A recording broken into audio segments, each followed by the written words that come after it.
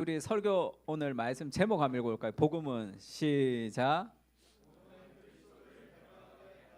같이 옆에 있는 사람들한테 한번 인사합시다. 그리스도를 닮아가십시오. 그렇게 하면 인사할까요?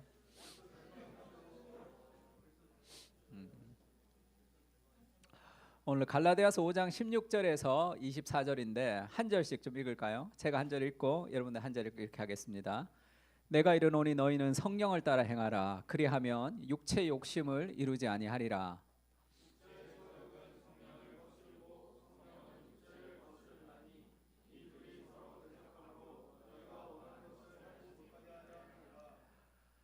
너희가 만일 성령의 인도하시는 바가 되면 율법 아래에 있지 아니하리라.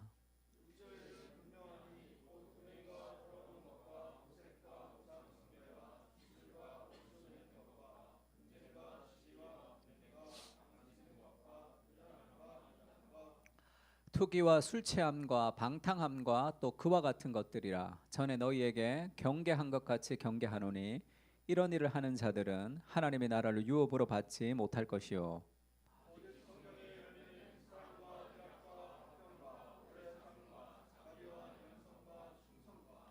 온유와 절제니 이 같은 것을 금지할 법이 없느니라.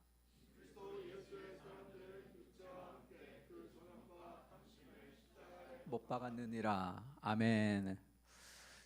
그 예전에 제가 읽었던 칼럼 중에서 이렇게 민주주의가 위기가 된 이유가 무엇인가 했을 때 미국의 이 TV 토론을 시작으로 그렇게 분석했던 글을 좀 읽은 적이 있습니다. 이 케네디와 닉슨의 TV 토론이었는데 닉슨은 좀 다리가 좀 불편했어요. 그리고 이 케네디는 얼굴이 좀 잘생겼습니다. 인물이 좀 좋고 그래서 닉슨이 좀 앞서고 있었는데 TV 토론을 하고 나서 이 케네디가 훨씬 더 이렇게 사람들한테 호감을 얻어서 그렇게 이제 대통령이 되는 첫 번째 이 그 격차가 이제 벌어지게 된 거죠. 그러면서 오늘날의 민주주의의 위기가 뭐냐 하면 이미지 싸움이죠.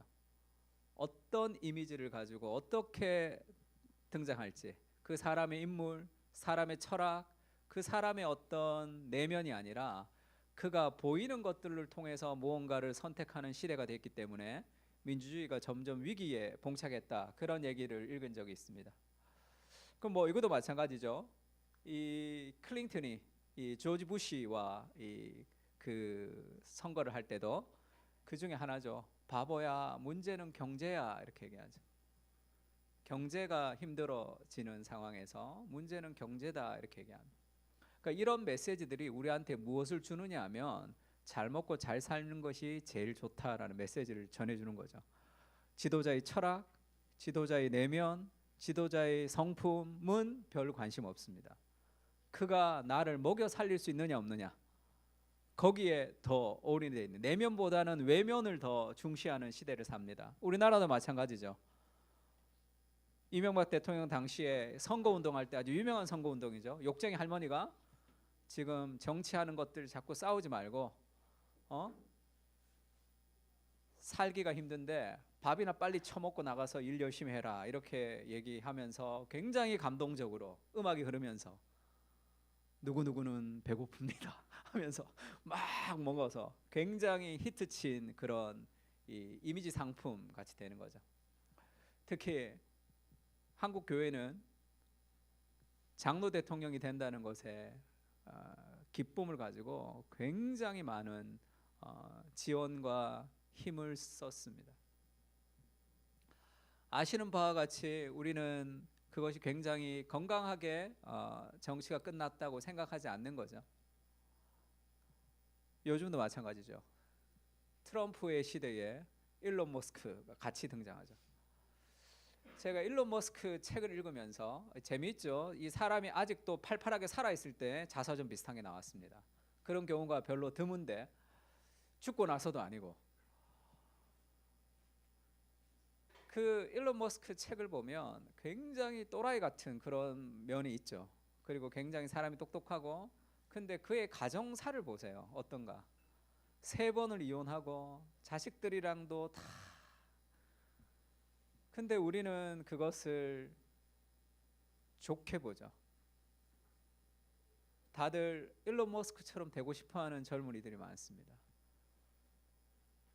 그러니까 이 시대가 어디로 흘러가느냐 하면 우리의 내면과 삶의 철학과 그런 인품과 별 관심이 없어요. 성공, 돈, 우리의 외모, 외면, 그렇게 막 흘러가는 거죠. 덕이 상실된 시대. 예전에는 우리가 철학이나 윤리 시간에 어떤 인간이 되고 싶습니까 하면 고대 사람들에게는 어떤 인간이에요? 덕이 있는 사람, 인품이죠. 근데 요즘에는 어떤 사람이 되고 싶은가 하면 뭐 덕이 있는 사람, 인품이 좋은 사람, 그런 것이 우리의 어떤 마음을 뛰게 하지 않습니다. 우리가 사사기를 보면 사사기에 이런 반복된 나라의 그런 패턴들이 있죠. 하나님 앞에 불순종하는 삶의 패턴들. 근데 사사기를 보면 이스라엘의 온 민족이 다 타락했다 이런 얘기보다는 왕이 타락했다, 사사가 타락했다 이렇게 중심으로 쓰죠. 마찬가지입니다. 이 왜 왕의 타락을 쓰느냐 하면 왕의 타락은 왕 한 사람이 타락했다 그 문제가 아니에요. 그 얘기를 하는 게 아닙니다. 성경에서. 그것은 그 시대의 반영이에요. 제사장이 타락했다 이런 표현을 하죠. 그거는 그 시대의 종교가 다 무너졌다는 거예요. 그 한 사람 나쁜 제사장이 있었다는 게 아니라 그 시대의 영적인 분위기가 그랬다는 것을 대표하는 겁니다. 왕의 타락을 설명하면서 하나님의 심판이 선언되는 이유는 지도자의 문제가 아니라 이스라엘 전체의 문제를 대표하기 때문이죠. 성경은 그렇게 얘기합니다.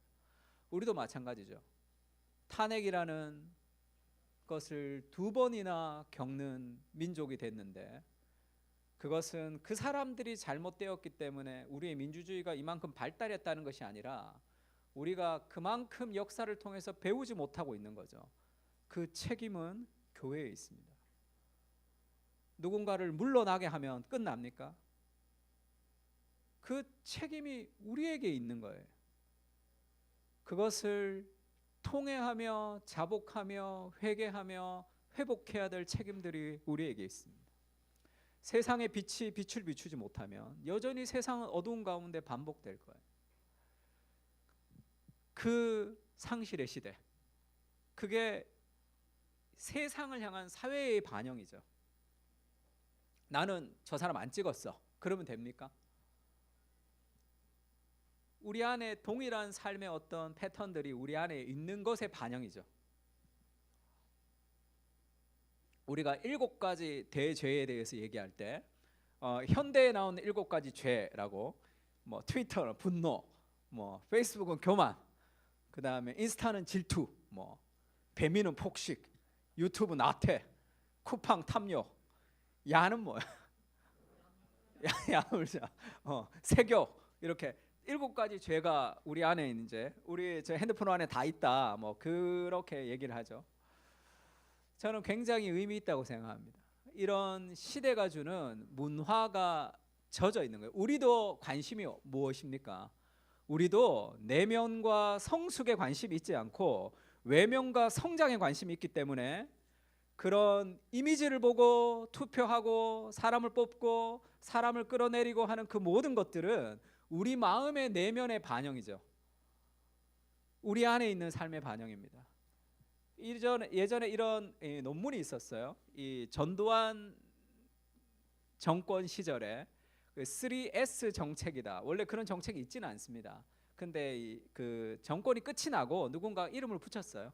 왜냐하면 사람들이 관심이 정치에게 있으면 안 되니까 딴 데로 돌려야 된다 해서 3S 정책이라는 신군부 정권의 가속 통치와 3S 정책이라고 이 논문도 썼습니다.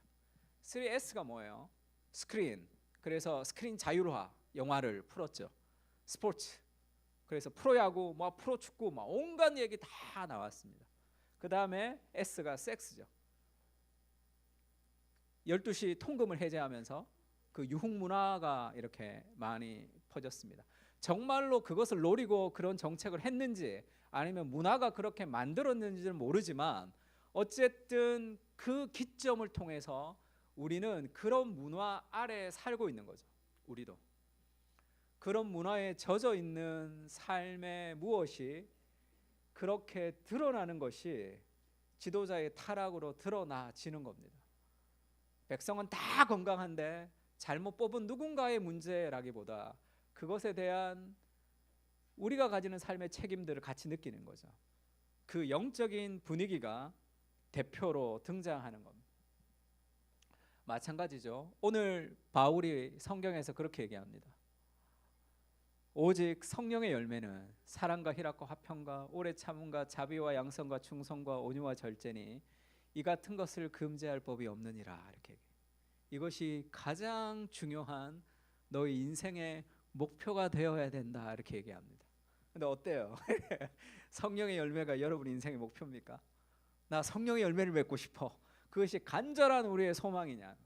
그렇지 않다면 우리도 이미 젖어 있는 삶의 문화의 내러티브 안에서 우리의 내면과 우리의 성숙보다 무언가 다른 것들에 관심이 있는 거죠. 그것은 율법주의로 우리를 흐르게 합니다. 요나가 하나님의 말씀을 거부했죠. 하나님의 말씀을 거부하고 요나가 다시스로 간 이유가 뭡니까? 나는 히브리 사람이요 민족이라는 것이 더 우선시 되었죠. 자기의 우상이었습니다. 민족을 사랑하는 것, 그 프라이드, 그것이 그의 삶의 가장 큰 구원자였고, 바다와 육지를 지으신 하나님 여호와를 경외하는 것은 두 번째였어요. 두 번째. 그러니까 하나님의 말씀을 불순종할 수밖에 없죠. 왜냐하면 그게 나의 첫 번째가 아니거든요. 나의 첫 번째 아이덴티티는 다른 것이거든요. 마찬가지입니다. 오늘 바울이 성령의 열매를 맺는 것, 이것이 너에게 가장 중요하다 이렇게 얘기해요. 근데 그것이 정말 마음의 소원으로 갈 수 있느냐? 우리 안에도 나의 내면보다 우리의 외면에 관심이 많죠. 근데 정말 우리가 원하는 성공, 정말 우리가 원하는 성취는 우리의 내면으로부터 시작된다는 걸 알아야 돼요. 인생은 실력과 능력에 달려있는 것이 아니라 삶의 태도에 달려 있습니다. 그 삶의 태도는 그의 마음으로부터 출발하는 거예요. 정말로 행복한 삶의 무엇은 나 여기서부터 오는 거죠. 이것을 소원하는 마음이 좀 생기었으면 좋겠습니다. 그것이 인생의 진정한 행복을 하나님 우리에게 주시는 거죠. 그래서 뭐 여러 가지 많은 것들을 우리가 비판하지만 모든 사회에 대한 비판은 우리 안에 깔려있는 문화적 상황이 이미 우리 안에도 존재하는 것이다 라는 것을 좀 알면 좋을 것 같아요. 우리가 지난주에 자유라는 것은 단순히 마음에 원하는 것을 행하는 것이 아니라 사랑으로 서로 종로로 타는 것이 자유다. 그리스도인의 자유다 이렇게 얘기했습니다. 존 스토트가 참된 그리스도인 자유는 절제. 진정한 자유는 절제합니다. 그 다음에 하나님의 법에 순종하는 거죠. 정말 자유란 이웃을 사랑으로 섬기는 거, 이게 자유입니다. 그러면 정말로 성령의 열매를 맺고 절제와 법의 순종과 이웃을 사랑하는 사랑으로 종로로 타는 그 자유를 얻으려면 어떻게 해야 되느냐는 거죠. 문제는 어떻게 이런 일이 우리에게 일어날 수 있는가. 처음에는 이런 것을 원하지도 않아요. 나는 그런 자유는 별로 원치 않는단 말이에요.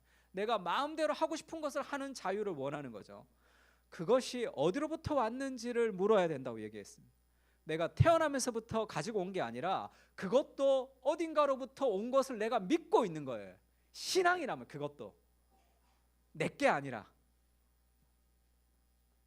어떻게 이런 일이 일어날 수 있습니까? 정답이 뭐예요? 너희는 성령을 따라 행하라. 그리하면 육체의 욕심을 이루지 아니하리라. 그 포인트는 성령. 성령님이 내 안에 역사하셔서 그 마음을 먼저 주셔야 돼요. 그래야지 우리가 기쁨으로 순종할 수 있습니다. 성령께서 그 마음을 우리에게 주지 않으시면 아무리 노력해서 인간의 덕을 쌓으려고 노력해도 되지가 않아요. 내가 노력해서 성령의 열매를 쌓으려고 노력하면 되지도 않을 뿐더러 조금 되었다고 생각하면 나는 성령의 열매를 쌓는 괜찮은 사람이라는 교만이 성령의 열매를 무너뜨리죠. 그래서 인간의 노력은 어떤 선도 이룰 수가 없습니다. 하나님이 그 마음을 주셔야 된다. 우리가 오늘 읽었던 본문을 다시 한번 집에서 읽어보세요. 제일 많이 반복되는 단어 7번이나 나옵니다. 성령의 성령이 계속 나옵니다.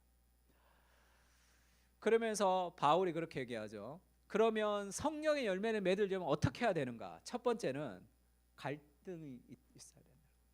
삶에 갈등이 있으면서 성령의 열매가 맺어진다, 그렇게 얘기합니다.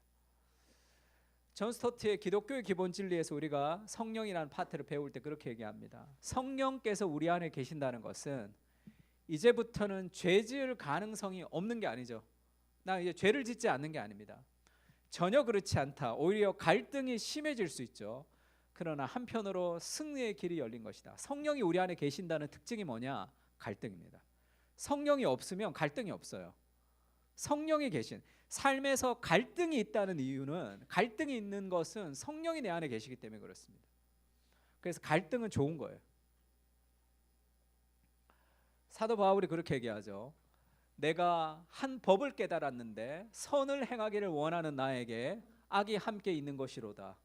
내 속사람으로는 하나님의 법을 즐거워하죠. 그러니까 예수 믿는 사람이죠. 하나님의 법을 즐거워합니다. 근데 내 지체 속에 한 다른 법이 내 마음의 법과 싸워 내 지체 속에 있는 죄의 법 아래로 나를 사로잡는다는 거예요. 오라 나는 공고한 사람이로다. 사망의 몸에서 누가 나를 건져내랴. 이것이 우리의 상태죠. 그래서 갈등이 있다는 건 좋은 거죠. 왜? 원래는 갈등이 없어야 돼요. 내 마음이 원하는 대로 행하면 그게 죄 가운데 빠지는 건데, 그게 갈등이 없는 게 정상인데 성령이 우리 안에 들어오시면서 갈등이 생긴 거예요. 그래서 내가 성령의 사람인지 아닌지를 알려면 갈등이 있느냐 없느냐, 죄 지을 때 갈등이 있으면 그게 성령의 사람인 뜻입니다. 그 삶에 갈등이라는 게 늘 있죠. 그건 없어질 수가 없어요. 제가 이번 주에 그 모임을 갔는데, 목사님들 모임을 갔는데 거의 제가 이사인데도 거의 못 갔어요. 시간이 없어서. 그래서 마지막 모임이라 그래서 정말 어렵게 시간을 빼서 갔습니다. 가서 이제 내년도 뭐 세미나 할 얘기를 이렇게 쭉 하시더라고요. 그래서 뭐 이런 뭐 이런 걸 어떻게 해야 됩니까? 그래서 그럼 이렇게 하죠. 이렇게 이제 제가 아이디어를 냈습니다. 그랬더니 이제 어떤 한 분이 잘 안 나오다가 막판에 나와서 얘기를 한 거잖아요. 그러면 고 목사님이 오면 다 뒤집어지냐? 우리가 회의했던 거는 그러면 아무것도 아니게 되나? 이렇게 이제 확 화를 냈어요. 왜 고 목사 오면 왜 고 목사 얘기를 하면 이게 다 뒤집어지냐? 그럼 회의를 왜 하냐 우리가? 그러더라고요. 그래서 아니 목사님, 두 가지를 얘기했습니다. 결정이 됐어도 다음에 할 때까지 또 회의할 수도 있죠. 할 수도 있고 내가 뭐 무조건 그 회의를 따라야 되는 건 아니지 않냐. 그리고 나는 아이디어를 낸 거예요. 지금 아이디어를 낸 거야. 이렇게 얘기를 했습니다. 기분이 나쁘잖아요. 나도. 그러면 제일 쉬운 건 뭐예요? 그래? 나 이렇게 나 안 해! 이러고 나오면 되잖아. 가뜩이나 가기 싫었는데 나 바빠 죽겠는데 거기를 와서 갔더니 나를 그렇게 대접해? 제일 쉬운 거잖아. 그러고 싶은 마음이 꿀뚝 같잖아. 근데 그러면 안 되잖아요. 그러니까 잘 마무리하고 이제 목사님한테 이제 카톡을 한번 보냈죠. 네, 목사님 뭐 내가 그렇게 얘기를 해서 죄송합니다라고만 보내고 싶지도 않아요. 무조건 내가 잘못했습니다도 별로 건강하지 않은 거죠. 그래서 목사님 나는 그냥 아이디어를 낸 건데 아마 내가 이 표현이나 이렇게 그게 좀 너무 단정적이었던 것 같다. 그래서 목사님 좀 기분 나빴으면 내가 좀 사과를 한다. 그렇게 얘기했더니 목사님도 뭐 죄송하다고 내 입이 방정입니다. 이렇게 오더라고요. 그래서 뭐 이렇게 잘 끝이 났어요. 네, 돌아오면서 이제 그런 생각을 했습니다. 그 얘기를 듣는 그 순간에 평안하면 얼마나 좋아요. 그 얘기를 딱 들을 때 평안하면 얼마나 좋아. 근데 평안할 수가 없다. 특히 저는 얼굴에 딱 다 표시가 나요. 그 얘기를 딱 들으면 다른 사람들이 나를 이렇게 본단 말이에요. 근데 그럴 때 평안하면 얼마나 좋습니까? 근데 그런 일은 잘 일어나지 않아요. 우리는 늘 우리 안에 타락한 본성들이 일어납니다. 그 안에서 갈등이 일어나는 거죠. 어떻게 해야 될지. 그래서 복음을 끌고 와서 여기다가 붙여야 됩니다. 적용을 시켜야 돼. 누군가의 어떤 비난이 잘못된 비난이라 할지라도 그것이 우리를 이끌어가는 것이 아니죠. 그리스도의 완전한 인정이 우리를 이끌어가는, 그것을 자꾸 갖다 붙여야지 이것이 점점점 줄어듭니다. 그래야지 건강하게 반응할 수 있는 거죠. 건강하게. 내가 너무 화를 내지 않을 수도 있고, 내가 무조건 잘못한 것도 아닌 건강한 삶의 반응을 통해서 서로를 성장시킬 수 있는 힘들은 그 복음에서 오는 거죠. 그러니까 우리는 늘 갈등합니다. 그게 정상인 거죠. 그러니까 화가 나는 것 자체가 잘못된 건 아니죠. 그것은 내가 중요하게 생각하는 것이 잘못되었다라는 사인일 뿐입니다. 이런 갈등이 늘 있는 거죠. 이것을 바울이 육체의 욕심이다 이렇게 얘기합니다.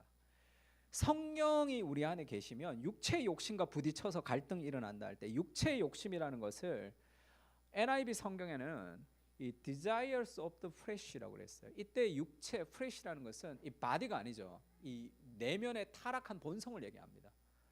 더러운 본성의 desire, 욕망이라는 거. 우리 안에는 이 육체의 욕망이 있다는 걸 알아야 돼요. 그래서 내가 원하는 대로 놔두면 육체의 욕망이 나를 이끌어갑니다. 내가 주인이 아니에요. 그래서 성령을 따라 행할 때만 육체의 욕망을 제어할 수 있는 거예요. 그러니까 말 탄 기수같이 우리가 계속 그것을 관리할 수 있어야지 우리의 본능이 건강하게 살아가는 거죠. 내가 그 주인됨을 놓쳐버리면 말이 가는 대로 갑니다. 굉장히 위험해지죠.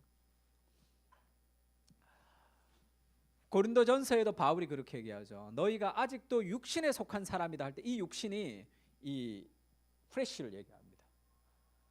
그러면서 이 육신에 속한 사람을 어떻게 얘기해요?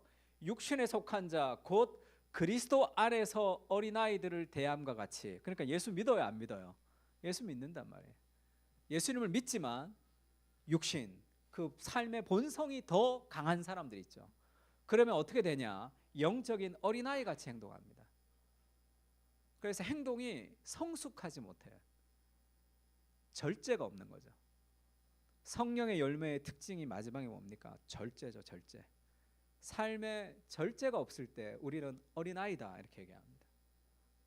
감정을 따라 살아가는 거죠. 그것이 육신에 속한 그리스도 안에 있지만 어린아이 같다요. 그래서 젖을 먹고 밥을 먹지 못하는 사람이다. 성장해 가야 되는 거죠. 성숙해 가야 돼요. 팀 켈러가 갈라디아에서 그렇게 얘기했습니다. 욕망으로 번역된 단어 에피두미아는 단순한 욕망이 아니라, 육체 욕심할 때 그 욕심이 단순한 욕심이 아니라 과도한 욕망이에요. 특히 마음의 문제는 나쁜 것을 과도하게 욕망하는 것이 아니라 좋은 것을 과도하게 욕망하는 거죠. 그러니까 육체의 욕심은 뭐 죄를 짓고 방탕하고 술 먹고 막 그렇게 자기를 막 그렇게 가는 것도 있지만, 그것은 그의 결과이지만 그 과정 속에는 좋은 것에 대한 과도한 욕구가 있습니다. 하나님보다 더 사랑하는 대상이죠. 좋은 것이 우리의 신이 될 때 과도한 욕망을 만들어내는 거죠. 그게 육신의 갈등, 육신의 욕망이죠. C.S. 루이스도 애국심은 좋은 거죠. 애국심은 좋습니다. 근데 애국심이 과도하면 히틀러 같이 나오는 거죠.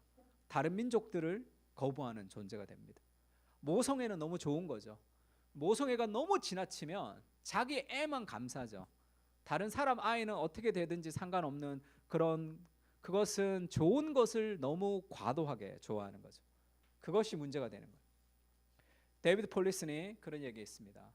우상 숭배라는 단어가 구약의 단어예요. 하나님보다 더 사랑하는 대상이 우상 숭배라는 구약의 단어가 있다면, 신약의 어휘는 욕망입니다. 욕망. 우리의 욕망, 육체의 욕심이라는 거예요.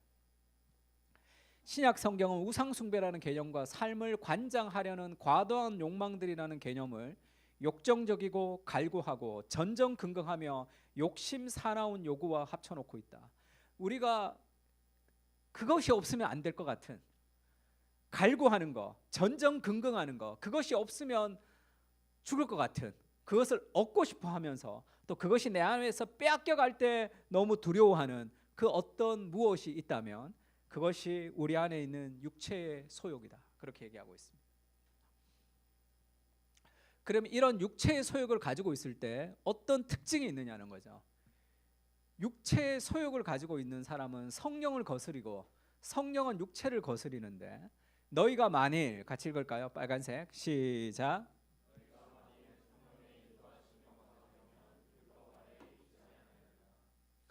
너희가 만일 성령의 인도하시는 바가 되면 율법 아래 있지 아니하리라, 이렇게 얘기했어요. 그러면 다른 말로 하면 뭡니까? 성령의 아래 있지 않고 우리가 육체의 소욕을 따라서 살면 율법의 지배 아래 있다는 거죠. 바울이 얘기하는 율법의 지배가 뭡니까? 하나님이 아닌 나 스스로 구원을 얻고자 하는 삶의 욕망이죠. 열심히 공부하고 열심히 노력하고 열심히 일해서 내가 원하는 것을 성취하려고 하는 자력 구원, 그것이 율법 아래에 매여 있는 삶이죠. 그것은 결국은 올바른 열매를 맺지 못한다, 그 얘기하고 있는 거죠. 그래서 육체의 욕망을 따라 살아가는, 성령으로 그것을 우리가 제어하지 않으면 어떻게 되는가? 율법 아래에 있는 율법주의자가 됩니다. 스스로 구원하기 위해서 엄청나게 애쓰지만 결국은 탈진하고 마는 거죠. 트레이드밀에 올라서 열심히 달리지만 언젠가는 힘이 빠져서 미끄러져서 쓰러질 수밖에 없는 그런 쳇바퀴 돌듯이 돌아가는 인생으로 우리가 살아가는 겁니다. 그래서 바울이 말하는 육체의 욕심과 성령의 욕심의 두 본성은 결국 우리 안에서 작동하는 동기부여의 체계예요. 마음에서 작동하는, 내 마음의 어떤 트리거 같이 뭔가를 작동시키는 어떤 욕망을 얘기합니다. 우리는 아름답고 탐스럽다고 상상하는 하나의 목표에 중심을 두고 있죠. 이 목표가 필요를 느끼게 하고 필요를 채워줄 추진력을 만들어내는 게 육체의 소욕, 성령의 소욕, 두 가지가 마음의 가장 뿌리 깊은 동기로 작용한다는 거죠. 이것이 추진력을 가지고 우리의 마음을 불러일으키기 때문에 그것이 필요해라고 생각하고, 그것이 필요하기 때문에 내가 거기에 목숨을 걸면서 뭔가를 투자하게 된단 말이에요. 육체는 본질적으로 좋은 것이나 그것을 붙들고 우리 자신의 구원을 추구함으로써 우상으로 변질되죠. 누가 날 사랑해주면, 좋은 직장을 가지고 있으면, 아이들이 고분고분 말을 잘 들으면 내 가치가 올라갈 텐데, 이 일을 조금 더 잘 해놓고 나서 하나님 앞에 뭐를 좀 하고 나서 내가 어떻게 하고, 그 모든 것들이 다 우선순위를 우리를 뒤바꾸게 합니다. 끝내는 그것을 과도하게 욕망하게끔 만들어가는 게 육체의 소욕이죠. 그것은 제어되어야 됩니다. 하와도 마찬가지죠. 유혹이 들어오니까 선악과를 보고 저거 먹고 싶다, 저렇게 살고 싶다, 저렇게 하고 싶다, 인스타와 페이스북을 보면서 수많은 삶의 욕망들을 불러일으키는 거죠. 그리고 자기만 하면 안 되잖아요. 남편에게도 주매 그도 먹은지라, 이 문화를 만들어가는 거죠. 그래서 그 문화의 내러티브가 되어서 다 그렇게 사니까 괜찮은 것처럼 살아갑니다. 그래서 오늘날의 사람들은 다 뭘 위해서 살아가죠? 바울이 얘기에는 육체의 욕심을 따라 살아가는 거죠. 내가 육체의 욕심을 따라 사는지 성령의 욕심을 따라 사는지를 알 수 있는 것은 한 가지죠. 정말 바라는 거 성령의 열매인가를 물어보는 거예요. 다시 얘기하면 예수님을 닮고 싶은 거, 그것이 내 인생의 가장 강렬한 삶의 욕구인가? 바울이 그렇게 묻고 있습니다. C.S. 루이스가 인간 폐지, 이 버렸다는 그런 폐지입니다. 본능에 복종하라는 말은 여러 사람에게 복종하라는 말과 같다, 이렇게 얘기했어요. 사람의 말이 서로 다르듯이 본능의 말도 제각각이다. 잘 들어보면 각 본능마다 다른 모든 본능을 제치고 제 뜻을 이루려 아우성이다. 야, 네가 원하는 대로 살아. 너 마음대로 살아. 네가 원하는 걸 하면서 살아. 이렇게 얘기할 때 착각이 뭐죠? 내 원하는 것이 하나가 있는데 그것이 뭔가를 추구하는 거라고 생각하는데 천만에 그렇지 않습니다. 수많은 욕구들이 다 자기에게 복종하라고 우리에게 얘기하는 거예요. 그래서 내가 원하는 게 뭔지를 잘 모르고 이게 내가 원하는 거였다 하더라도 그것은 곧 사라집니다. 6개월에 한 번씩 뭔가를 다 바꿔야 된단 말이에요. 어린 아이였을 때 원했던 것을 지금도 원하는 사람이 잘 없죠. 뭐 어덜트 베이비 같은 사람들 좀 있기도 있죠. 지금도 막 레고 만들고 막 뭐 이렇게 장난감 하고 하는 사람들이 있긴 있지만 어린아이 때 내가 원하는 것을 어른이 되면 버리잖아요. 그럼 지금 내가 원하는 것은 정말 내가 원하는 건지를 어떻게 압니까? 내 마음에 원하는 것을 행한다는 것 자체는 모든 수많은 본능들에게 복종하라고 하기 때문에 그 본능들에게 뭘 복종해야 될지도 모를 정도로 헷갈리면서 그냥 살아가는 것뿐입니다. 잠언 28장 26절 한번 읽어볼까요? 시작.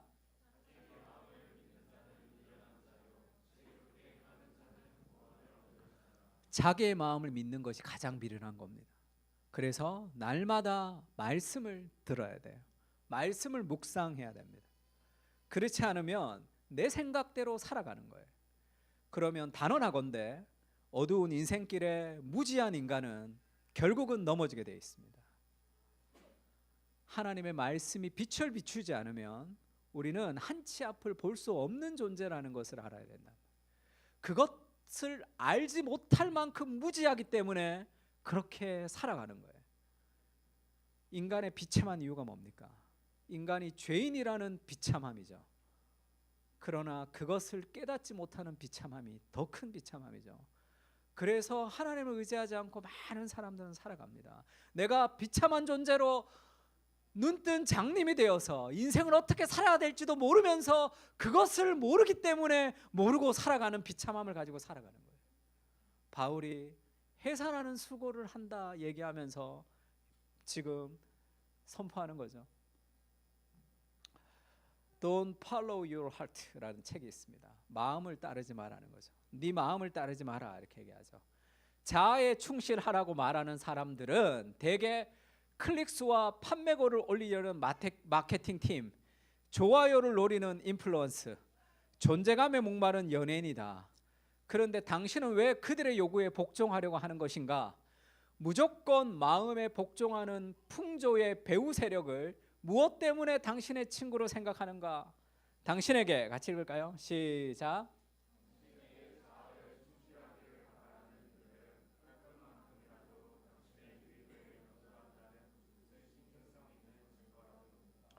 야, 자아에 충실해. 그 사람들이 당신에게 자아에 충실하기를 바라는 사람들이 털끝만큼이라도 당신에게 유익을 염두해야 한다는 무슨 신빙성 있는 증거가 있는가? 그들은 당신의 인생에 별 관심이 없습니다. 어느 정치학자인 어떤 여성분이 나와서 그렇게 얘기하더라고요. 여러분, 반드시 당신의 인생에 기회가 온다. 반드시 당신의 인생에 전성기가 올 것입니다. 그렇게 얘기하더라고요. 아무 근거 없는 낭발이죠. 성경에서 말하는 우리 인생을 가장 아름답게 인도하신다는 삶의 근거는 하나님이 있습니다. 그분이 그것을 보증하기 위해 그리스도의 십자가의 목숨을 통해서 그것을 보증해 주시죠. 그 확신이 우리의 인생을 인도하는 것이지 아무렇게나 살아도 인생의 전성기가 옵니까? 못 와요. 그런 일은 있을 수 없습니다. 하나님이 내게 주시는 삶의 확신을 붙들 때 그 안정감이 우리의 삶을 더욱더 열정적으로 만들고 그 삶의 준비가 우리의 삶에 무엇을 만들어내는 거죠. 자아에 충실하십시오. 당신이 원하는 인생을 살라고 얘기하는 사람들은 내 인생에 별 관심이 없는 사람들입니다. 그 사람들이 내 인생을 책임져 주지 않는단 말이에요. 그리스도는 우리를 위해서 목숨을 버렸죠. 그러면서 너의 인생에 가장 원하는 삶이 성령의 열매를 맺는 삶이 되도록 하여라. 그것이 가장 네가 원했던 그 삶보다 더 원하는 삶으로 내가 널 인도해 줄 것이다. 그렇게 약속하는 거예요. 그럼 누구를 믿어야 됩니까? 내가 마음대로 원하는 것을 하면서 살아가는 것 자체도 내 것이 아니에요. 그것도 신앙이에요. 누군가로부터 전해받았던 어떤 신념을 내가 지금 믿고 있는 신앙, 그것이 구원이라고 생각하면서 요나처럼 민족이라는 정체성을 하나님보다 더 소중하게 생각할 뿐입니다. 그리스도는 우리에게 목숨을 내어주면서 약속하신 거죠. 둘 중에 뭔가를 믿어야 된다면 이것을 붙드는 게 좋아요. 이건 아무런 근거가 없습니다. 그래서 수많은 삶의 갈등 속에서 우리가 하나님의 말씀을 순종할 때 그때 진정한 행복이 온단 말이에요. 그래서 바울이 그렇게 얘기하죠. 육체의 욕심을 따라 살아가면 결국은 어떻게 되느냐는, 어떤 열매를 맺는지 그 결말을 얘기해 주는 거죠. 그들이 거짓된 사람인지 정말인지를 알 수 있으려면 뭘 보면 됩니까? 그들의 열매를 보면 돼요. 그의 말을 보는 것도 아니고 그의 열매를 보면 알 수 있습니다. 그래서 육체의 일, 육체의 소욕을 따라갈 때 결국은 어떻게 되느냐, 그렇게 얘기하죠. 육체의 일은 분명하니, 이렇게 번역했습니다. 이때 분명하다라는 말은 분명하다가 아니고, 쉽게 얘기하면 육체의 일은 자연스럽게 가만히 있으면 저절로 그렇게 된다는 거예요. 성령을 따라 살아가는 것은 의도적인 관계성을 맺어야지만 가능한 것이고, 육체를 따라 사는 것은 가만히 있으면 저절로 되는 겁니다. 가만히 있으면 저절로 되는데 그 결과가 선명하게 나타나는 거죠. 그래서 육체를 일이라고 표현하고 성령을 열매라고 표현하는 거예요. 열매는 물 주고 거름 주고 시간이 있고 햇볕 받고 가꾸고 가꿔야지 맺혀지는 거죠. 육체는 가만히 놔두면 잡초처럼 그냥 계속 자라는 겁니다. 그래서 가만히 있는 신앙은 반드시 영적으로 미끄러지게 되어 있어요. 육체의 일은 음행과 더러운 것과 호색과 통제되지 않는 성의 영역이죠. 성이라는 것이 왜 이 성을 성경에서 자꾸 얘기하느냐 하면, 이 성적으로 막 뭔가를 찾고 그렇게 막 성욕을 어떻게 막 풀고 싶고 하는 그런 성을 얘기하는 게 아니라, 성의 본질은 뭐죠? 하나님이 창조하신 성의 본질은, 결혼 안에서만 이루어지는 성의 본질이 뭡니까? 자기를 내어주는 겁니다. 자기를 희생하는 거죠. 자기의 모든 부끄러움과 자기의 모든 것을 내어주는 행위가 성의 본질이에요.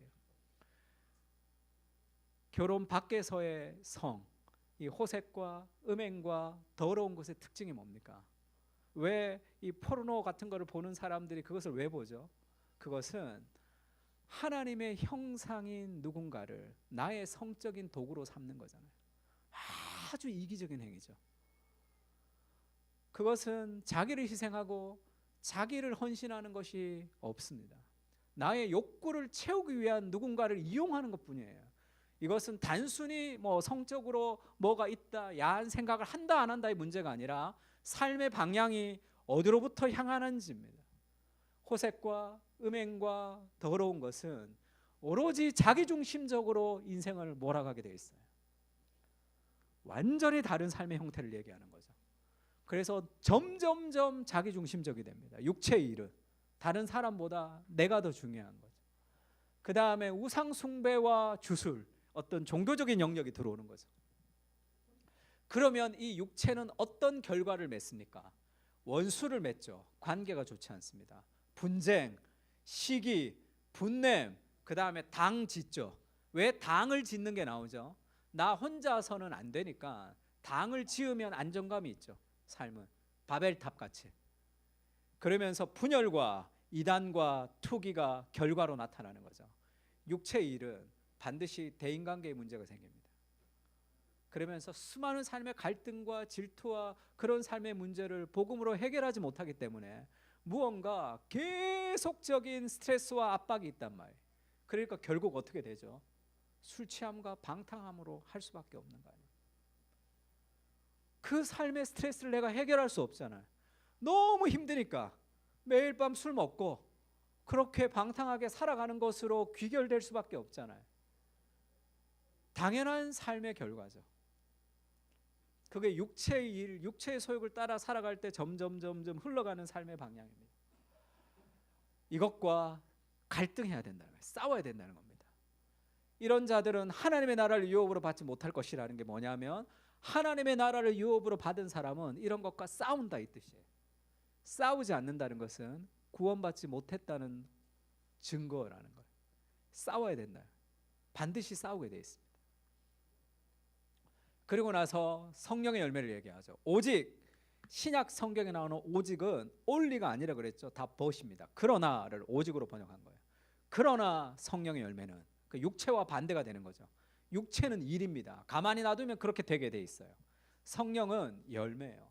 계속 가꾸고 물을 주고 농부가 농사를 하듯이 가만히 있으면 농사가 됩니까? 그러니까 우리 주은이가 얼마나 열심히 아침부터 저녁까지 열심히 해요. 그래야지 농작물이 건강해진단 말이에요. 그래서 성령은 열매입니다. 사랑과 희락과 화평과 오래 참음과 자비와 양선과 충성과 온유와 절제니 이 같은 것을 금지할 법이 없느니라. 이것이 맺혀지는 것, 이 기쁨을 누려야 돼요. 순간의 기쁨이 아니라. 그 얘기했죠. 탐식을 얘기할 때 탐식이 문제가 되는 게 뭐죠? 순간의 즐거움에 쾌락에 나를 맡기는 게 탐식이다 이렇게 얘기했습니다. 그러면서 탐식을 즐기는 자와 정의를 사랑하는 자를 성경에서는 반대로 얘기하죠. 정의를 사랑하는 것은 시간이 걸리는 거예요. 그러나 더 큰 기쁨을 누리는 거죠. 순간의 즐거움을 찾는 것이 아니라 어렵고 힘들지만 어려운 과정을 통과하면서 만들어지는 진정한 즐거움을 누리는 거예요. 그것이 더 큰 기쁨입니다. 육체의 일은 다 순간적인 즐거움이죠. 성령의 열매는 힘듭니다. 사랑은 오래 참고 아주 힘들게 맺혀지는 거죠. 결혼 예비학교 우리가 계속 하고 있는데 제가 결혼 예비학교 할 때마다 늘 하는 얘기가 있습니다. 다 결혼했지만 결혼 예비학교를 제가 다 했잖아요. 단언하건대 한 커플도 아무 문제 없이 결혼하는 사람은 없어요. 늘 갈등이 있잖아. 힘들잖아. 그래서 결혼하기 전까지 힘들단 말이에요. 그 갈등이 있잖아요. 이 갈등이 결혼하면 해결됩니까? 해결 안 돼요. 저는 저희 아내랑 지금이 제일 좋은데 25세 만났습니다. 제가 50 하나니까 25년 더 지난 거죠. 수많은 삶의 갈등과 갈등 속에서 20년이 지나고 나서 이제 좀 좋다 그런 느낌이 든단 말이에요. 한 사람을 사랑하는 것도 이렇게 어려운 과정이잖아요. 그러니까 성령의 열매를 맺는다는 것은 긴 시간이 걸린 일입니다. 그러나 그 열매는 풍성하죠. 힘들지만 영광스러운 인생을 꿈꿔야 되는 거예요. 존 스토트가 이것을 세 가지로 나눴습니다. 정말로 그렇게 나눌 수 있는지는 잘 모르겠지만 이해하는 데는 굉장히 도움이 되는 것 같아요. 존 스토트가 갈라디아 주석에서 사랑과 희락과 화평은 하나님과의 관계성 안에서 맺혀지는 것이다 이렇게 얘기했습니다. 하나님이 우리를 사랑하시는, 그 다음에 오래 참음과 자비와 양선은 다른 사람과의 관계에서 이루어지는 것이다. 사람과의 관계에서 오래 참고 자비와 양선, 선을 행하는, 충성과 온유와 절제는 나 자신과의 관계에서 맺혀지는 열매다 그렇게 얘기했습니다. 충성스러운 거, faithful, 끝까지 무언가를 사랑하는 거죠. 추구하는 거. 온유, 절제, 이것이 있을 때, 근데 성령의 열매들이 아니에요. 9가지 열매가 아닙니다. 이거는 단수예요. 성령의 열매는 하나의 인격입니다. 하나의 인격 안에 균형을 이루는 거죠. 나는 사랑은 많은데 양선은 부족해. 그런 건 없어요. 이것은 하나의 인격, 그리스도를 담는 인격입니다. 그래서 우리가 사랑을 100점으로 하고 양선은 60점이라 양선을 이렇게 하면 뭐 70점으로 올리고 그런 개념이 아니라 성령이 내 안에 오셔서 그리스도를 닮아가기를 추구할 때 우리에게 맺혀지는 삶의 안정감이에요. 그 영적인 성숙을 얘기합니다. 영적으로 성숙된 사람의 특징은 뭐죠? 안정감이에요. 불안하지가 않습니다. 그 사람이 힘들지 않는다는 말도 아니에요. 그 사람은 상처받지 않는 말도 아닙니다. 늘 상처받고 힘들고 좌절하지만 그 삶 속에 성숙이라는 것은 영적인 안정감이 있는 거예요. 늘 하나님을 의지하면서 누리는 삶의 회복이 있기 때문에 그렇습니다. 그러면 성령의 열매를 우리가 어떻게 맺을 수 있는가? 첫 번째는 그리스도 예수의 사람들은 육체와 함께 그 정과 탐심을 십자가에 못 박아라 이렇게 얘기하죠. 죄된 욕심을 십자가에 못 박아야 된다 이렇게 얘기합니다. 단호하게 버려야 된다 이렇게 얘기해요. 이걸 버리려면 어떻게 해야 되느냐? 죄된 욕망과 싸워서는 안 된다 그랬죠. 이것은 없어지지 않습니다. 우리 안에 욕망은 분노하지 않으려고 노력하면 망하게 돼 있어요. 배고픈 것처럼 우리의 욕망에서 늘 있기 때문에 육체와 탐욕을 십자가에 못 박기 위해서는 그것을 못 박으려고 노력해야 되는 것이 아니라 반대로 같이 읽을까요? 내가 이르노니 시작.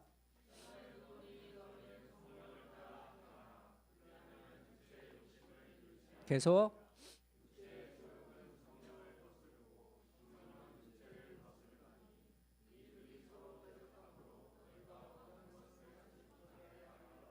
육체의 소욕을 이기는 유일한 방식은 성령을 따라 행하는 겁니다. 성령을 따라 행하면서 육체의 욕심은 점점 줄어드는 거예요. 그것보다 더 살아가는 대상이 있기 때문에 그렇습니다. 그래서 오직 성령의 열매는 할 때 주어가 성령이죠. 인간의 열매가 아닙니다. 내가 노력을 통해서 얻을 수 있는 열매가 아니라는 거죠. 그러면 성령의 열매라는 것은 성령께서 주시는 열매죠. 그러면 우리가 뭐 해야 되느냐 하면 기도해야 됩니다. 초자연적인 열매예요. 성령의 열매지 나의 열매가 아니잖아요. 노력을 통해서 이루어지는 것이 아니라 성령께서 주시는 열매.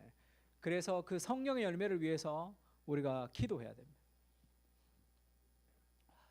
표대를 향하여 그리스도 예수 안에서 하나님을 위해서 부르신 부름의 상을 위하여 달려가노라라는 이 바울의 메시지죠. 제가 제자훈련하면서 그런 일들이 있었습니다. 일기를 제가 봤는데, 영적 일기라는 것을 봤는데 그런 일기가 한 번 있었어요. 훈련생 중에 우리 주일 예배 기도를 맡았는데 그 기도를 준비하면서 이렇게 기도하는데 찬양이 생각났다는 거예요. 표대를 향하여 그리스도 예수 안에서. 찬양이 생각나니까 이제 찬양이 은혜가 되겠죠. 그러다가 이게 이 성경이다. 그래서 성경은 본문을 이렇게 찾아봤다는 거예요. 찾아봤더니 바울이 내가 이미 얻었다 함도 아니요 온전히 이루었다 함도 아니라 오직 내가 그리스도 예수께 잡힌 바 된 그것을 잡으려고 달려간다. 표대를 향하여 예수 안에서 부르신 부름의 상을 위하여 달려가노라 라는 구절을 읽는데 바울의 마음이 확 느껴지더라고요. 신앙이라는 것은 그리스도 예수께 잡힌 바 된 그것을 잡는 거죠. 내가 달려가기 전에 먼저 그리스도 예수에게 사로잡히는 게 있습니다. 그리스도 예수에게 사로잡힌 그 은혜가 달려가게 하는 거죠. 그 바울의 마음이 확 기도하는 가운데 자기의 마음에 들어왔다는 거예요. 눈물이 막 나더라고요. 그러면서 표대를 향하여 그 찬양을 하면 그 마음에 막 그런 감동이 있는 거겠죠. 그건 누가 주시는 겁니까? 성령께서 그런 은혜를 우리에게 주셔야지만 가능한 거죠. 제자 훈련을 열심히 하면 자동적으로 그런 일이 일어납니까? 그런 일 없어요.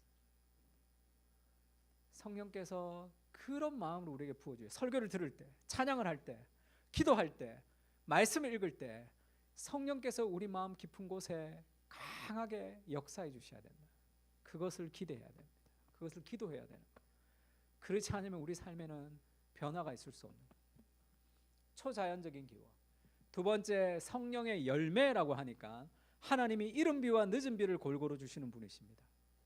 그래서 우리 아들 이름을 시우라고 할 때 그게 베풀 시자에 비우자를 썼어요.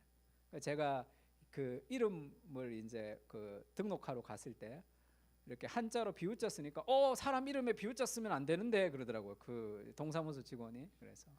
그래서 비우자 썼습니다. 내가 비우자 쓰면 우는데 뭐 이렇게. 그래서 비우자 쓰고 싶었어요. 하나님의 은혜의 비가 이른 비와 늦은 비를 하나님이 골고루 주셔야지만 되는 거죠. 그러나 우리가 밭을 갈아야 됩니다.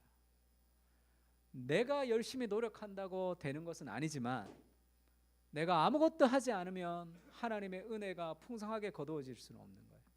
하나님의 은혜를 경험하는 사람들은 반드시 밭을 갈게 되어 있습니다. 물을 주고 거름을 주고, 그러나 하나님의 빛과 물이 있어야 되는 거죠. 그래서 자연적인 성장이 필요합니다. 그러려면 어떻게 해야 되죠? 생각. 육신을 따르는 자는 육신을 생각합니다. 영을 따르는 자는 영을 생각하는 거죠. 무엇을 많이 생각하느냐, 그것이 우리의 인생을 결정한다고 보면 돼요. 말씀을 묵상하는 거죠. 그리고 두 번째는 시간이 걸린다는 것을 이해해야 됩니다.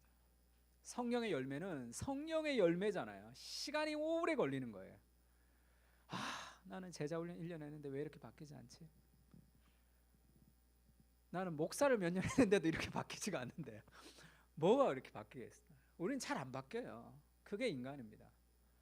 그러나 하나님이 지금도 내 안에서 일하고 계심을 신뢰해야 돼요. 돌아보면 처음 있었던 자리도 아닙니다. 내가 원하는 곳에 있지는 않지만 돌아보면 처음 있었던 자리도 아니에요. 아주 조금이지만 내 안에서 성령께서 지금도 일하고 계시다는 걸 신뢰해야 돼요. 빌립보서 같이 읽을까요? 시작.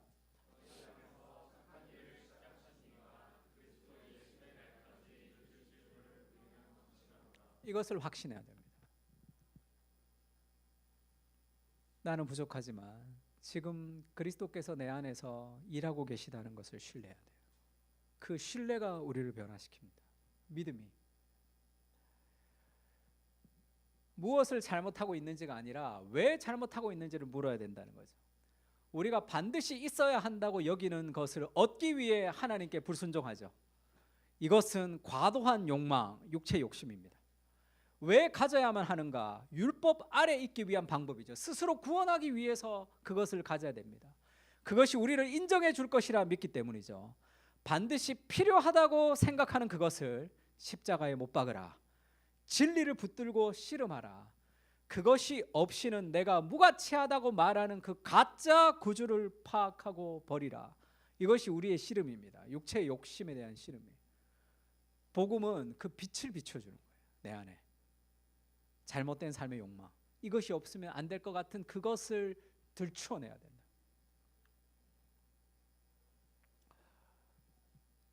그래서 바울이 말하는 육체의 욕심의 대부분은 행위가 아니죠. 탐심과 시기와 그거는 행위가 아니에요. 마음의 동기를 얘기합니다. 내 마음의 뿌리가 변화되지 않으면 그것은 반드시 행위로 열매를 맺게 될 것이에요. 그래서 죄를 외면하거나 무시하거나 과도하게 행위의 죄를 절제하려고 하지 말라. 육체의 일은 행위가 아니라 마음의 동기와 태도죠. 우리는 육체의 욕심을 십자가에 못 박고 성령을 따라 행해야 됩니다. 지적 활동이 아니라 성령의 도우심이 필요한 영역이죠.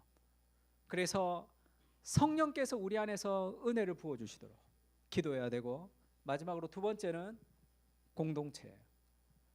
팀 켈러가 그렇게 얘기했습니다. 소그룹에 참여하는 사람의 숫자가 주일 예배에 참여하는 사람의 절반에 못 미친다면 당신의 교회는 공동체가 아니라 소비자 문화센터가 되어가고 있다. 소비자 문화센터는 뭐죠? 기술을 배우러 간다고 얘기했죠. 큐티가 부족해. 그러면 큐티 학교. 기도가 부족해. 그럼 기도 학교. 상담이 부족해. 상담 학교. 우리 교회는 시스템이 잘 돼 있어. 이렇게 얘기하는. 그게 필요하죠. 반드시 필요합니다. 그럼 뭐가 빠진 거죠?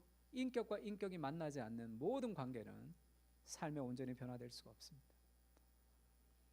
그러면 진정한 성령의 열매를 맺기 위해서 우리에게 필요한 것은 나와의 갈등, 그리고 다른 사람과의 갈등이에요. 그래서 하나님의 사랑과 다른 사람의 사랑이 함께 어우러져야 됩니다. 센터처치에서 이런 얘기가 있습니다. 사람들을 제자화하는 주된 방법, 사람들이 변화되는 주된 방법은 공동체를 통해서입니다. 은혜, 지혜, 성품에서 성장하는 것. 수업과 강의를 통해서 은혜, 지혜, 성품이 자라지 않아요. 대형 예배를 통해서도 자라지 않습니다. 고독, 혼자 기도하는 것을 통해서도 은혜와 지혜와 성품은 자라지 않아요. 성장은 같이 읽을까요? 빨간색 시작. 계속.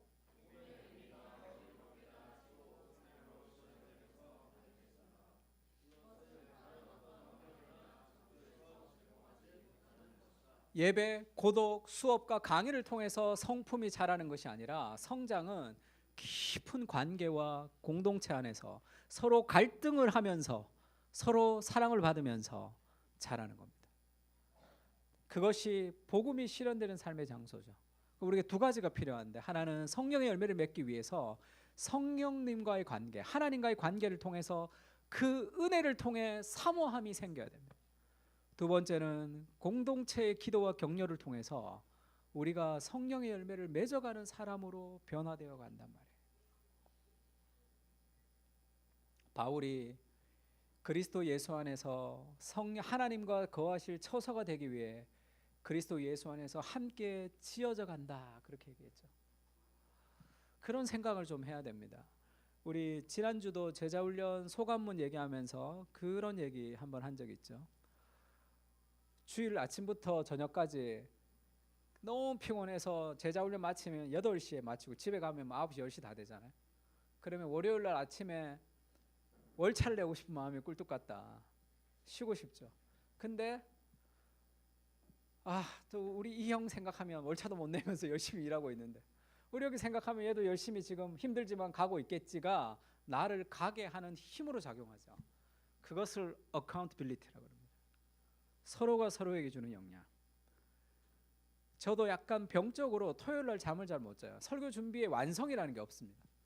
늘 보죠. 주일 아침에 와서도 저기서 저는 준비를 좀 해야 돼. 뭐 원고가 없기 때문에 이거를 다 머릿속에 넣어야 되고, 그 다음에 이렇게 했다가 저렇게 했다가 끝도 없어요. 그러니까 설교 준비가 완성되는 건 없습니다. 평생에 없어요. 그래도 좀 일찍 잘 때가 있어요. 어제는 좀 일찍 잤습니다. 그럼 뭐해? 오늘도 새벽에 일어나서 그거를 또 계속 고치고 있으니까 저희 아내가 좀 더 자고 일어나라 그러더라고요. 근데 그건 뭐 어쩔 수 없는 거예요. 막 뭐 보면 또 고치고 싶고 보면 또 고치고 싶고 하니까. 그래서 토요일 날 거의 잠을 잘 못 잘 때가 있습니다. 그러고 와서 주일 날 아침부터 저녁까지 제자 훈련하고 집에 가면 어떨 땐 중간에 차를 세우고 좀 잘 때가 있어요. 좀 자야지만 운전해야 될 때가 있다고. 그리고 주일 날 가면 이렇게 말이 잘 안 나올 때가 있습니다. 말로 많이 해가지고. 그래도 월요일 날 아침에 몇 시간 못 자도 저는 일찍 일어나려고 노력합니다. 왜냐하면 성도들이 출근하는 그 시간에 자고 있고 싶지가 않아요. 제가 뭐 낮에 자더라도 그 시간에는 일어나서 기도하는 것이 격려하는 거죠. 다 월요일 아침 피곤한 몸을 이끌고 출근길로 출발한단 말이에요. 어쩌면 더 자고 더 건강하게 하는 게 더 효율적일 수도 있겠죠. 그러고 싶지가 않습니다. 그것이 공동체가 주는 어카운트빌리티죠. 그렇게 생각하세요. 나는 부족한데 우리 공동체가 나를 위해서 기도해 주기 때문에 내 인생은 건강하게 변화될 것이다. 그렇게 신뢰하세요. 나는 참 형편없지만 우리 목사님이 열심히 기도하기 때문에 내 인생이 변화될 것이다 생각하세요. 하나님이 우편 보좌에서 그리스도가 지금도 우리를 위해서 중보하고 있습니다. 그 공동체 안에 있을 때 우리가 변화된단 말이에요. 리고렌 이런 얘기 한번 했죠. 같이 마지막 한번 읽어볼까요? 하나님의 시작.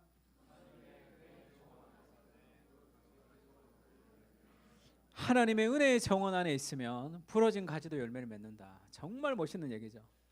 원래 성경에 보면, 성경이 아니죠, 원래 표현은 In God's Garden of Grace, 하나님의 은혜의 정원 안에 있으면 even이 있죠. 심지어 부러진 가지도 열매를 맺는다. 공동체 안에서 우리는 변화될 겁니다. 성령의 열매를 맺어갈 거예요. 그래서 함께 기도하고 함께 지어져 가는 거죠. 혼자는 부족하지만 함께 성장하는 우리가 좀 됐으면 좋겠습니다. 찬양